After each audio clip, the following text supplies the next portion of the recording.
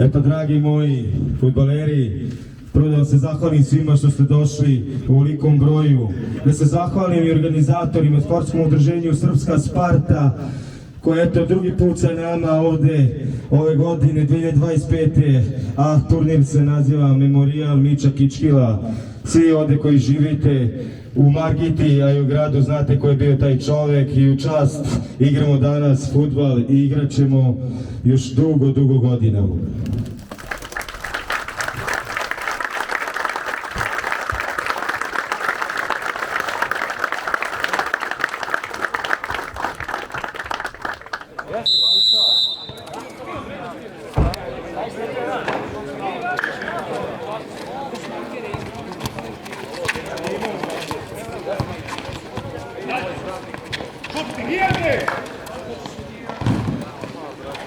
Još minut i po do kraja, kako utakmica i 6:0!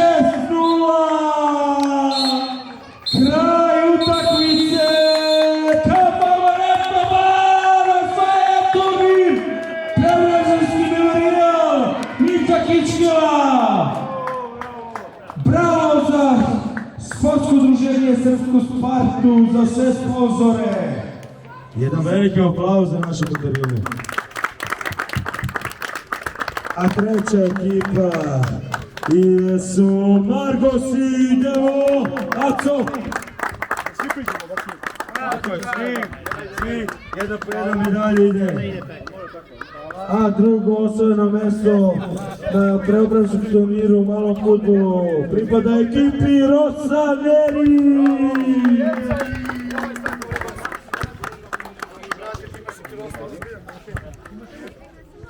I ekipa koja je osvojila ovogodišnji turnir,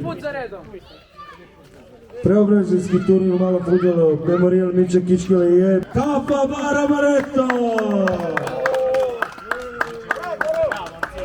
Bravo! Svaka čast za pobjedu!